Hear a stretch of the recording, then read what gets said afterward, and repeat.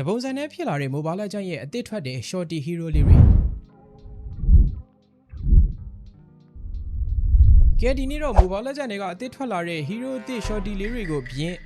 Hero အသစ် Shorty လေးတွေရဲ့ design တွေကိုပြင်ကြရအောင်ပါသတိထားမိကြမလားတော့မသိဘူး Mondo အနေနဲ့အခုနောက်ပိုင်းထပ်ထုတ်တဲ့ Hero အသစ်အထူးသဖြင့်တော့ချစ်စရာချောတော်မော်တော်ကောင်မလေးတွေကိုထုတ်တဲ့အခါမှာငကူမူရင်းဖောင်အသေးကြီးပေါ်မှာပဲသပင်လေးတွေပြောင်းနေဝစ်စုံလေးတွေပြောင်းနေမျက်နှာမူရလေးတွေပြောင်းနေဟိုဟာပြောင်းဒီဟာပြောင်းလောက်နေပဲအချိုတက်နေတာဖြစ်သွားတယ်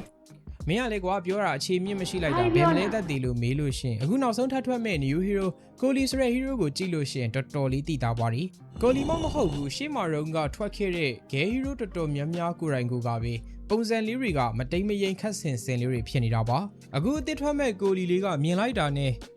ချစ်စရာလေးကွာအဲ့လိုမျိုးပြောချင်လောက်အောင်ကိုမှ cute type လေးဖြစ်ပါရီပုံစံလေးက cute type လေးဆိုပေမဲ့သူ့ရဲ့ပုံစံကမြင်လိုက်တာနဲ့ပဲ hero တကောင်ကောင်ကိုချက်ချင်းတတိယသွားစေပါရီဖြစ်ချင်တော့မွန်တွန်းကပနက်ပဲအခုလိုမျိုးတူနေတာကိုကွန်ပလိန်တက်မှာဆိုလို့ CC နဲ့အဲ့ဒီ new hero ကိုလီလေးနဲ့ကဇက်ကြောင်းအရချင်းပတ်သက်ကြမှာဖြစ်ပါရီပူနွေးကမှအသစ်ထွက်ထားတဲ့ new hero Hirara ဆိုရင်လေကျူးရှင်ကိုမှနည်းနည်းသပင်ကာလာဆိုပြီး outfit ကိုပြောင်းပေးထားတဲ့ပုံစံမျိုးပါပဲတည်ချာကြည့်လိုက်တာနဲ့ဒီတူနေတဲ့အချက်ကိုမြင်ရမှာဖြစ်ပါရီနောက်ထပ်ထွက်တဲ့ Shorty Hero အသစ်လေးတွေတော်တော်များများကအဲ့လိုမျိုးပဲငကူရှိပြီးသား Hero Form တစ်ခုပေါ်မှာပဲသူတို့လိုချင်တာလေးတွေထည့်မလိုချင်တာလေးတွေဖြုတ်ဒီလိုမျိုးနဲ့ပဲကျွန်တော်တို့ကိုမတိမတာလေးလှည့်စားထားတာပါဒါကိုပို့ပြီးတော့တိကျတဲ့အချက်လက်နဲ့ပြောပြရမယ်ဆိုရင်အရင်ဆုံးသပင်ပုံစံမှာဆိုရင်၃မျိုးရှိမယ်တစ်ခုကသပင်လေးတွေဝဲကျနေမယ်နောက်တစ်ခုကကျတော့ရှေ့ဆံမြိတ်လေးတွေကျနေမယ်အဲ့လိုမှမဟုတ်ဘူးဆိုရင်သပင်ကိုစီးထားမယ်သူတို့ဝစ်တဲ့ဝစ်စုံနေမှာဆိုရင်လည်းပဲလေဘေးမှာတစ်ခုခုစီးထားရင်စီးထားဒါမှမဟုတ်ရင်ပခုံးကပေါ်နေမယ်ရင်ဘတ်ပေါ်မှာလည်းပဲအမှတ်တစိတ်တစ်ခုခုအမြဲတမ်းထည့်ထားလေးရှိတယ်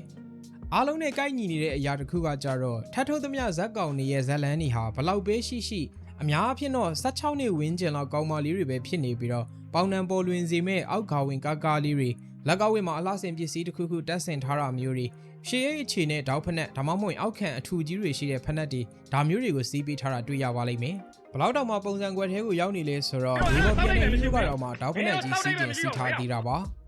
အားလုံးကိုပြန်ပြီးခြုံငုံကြည့်လိုက်မယ်ဆိုရင်မွန်တွန်းထုတ်တဲ့ hero တွေကအသက်16-18နှစ်အရွယ် QT တိုက်လေးတွေကိုမှသူတို့သတ်မှတ်ထားတဲ့ hero base တစ်ခုပေါ်ကိုမူတည်ပြီးပဲတစ်မျိုးပြီးတစ်မျိုးထုတ်ပေးနေတာပါသူပါတာသူတီတီတန်တန်ဒီဇိုင်းတစ်ခုနဲ့ရက်တည်နေတဲ့ hero ဆိုတာမွန်တွန်းမှာအခုနောက်ထွက်တဲ့၃កောင်လောက်ပဲပြစရာရှိပါတယ်အဲ့ဒါကဘယ်သူတွေလဲဆိုရင် Obsidia, Novaria, Joy ဒီ၃កောင်ပါပဲရှေ့မှာထုတ်ခဲ့သမျှကောင်တွေကကျွန်တော်ပြောသလိုသပင်စီးရင်စီမစီးရင်သပင်ကုတ်ဝဲသပင်ကုတ်မဝဲလို့ရှိရင်နှစ်ဖူးရှေ့မှာစမိတ်ချဒီလိုပုံစံမျိုးတွေကြည့်ပါပဲအန်အောစရာကောင်းလောက်မဲ့ပုံစံမျိုးကိုမထုတ်ပေးနိုင်တော့ပါဘူးမင်းနဲ့ကွာကြီးမြလိုက်တာထုတ်ပေးတာစောလို့ပြောရအောင်လေမွန်တွန်းကအရင်တုန်းကလုံနိုင်ခဲ့ပါရီ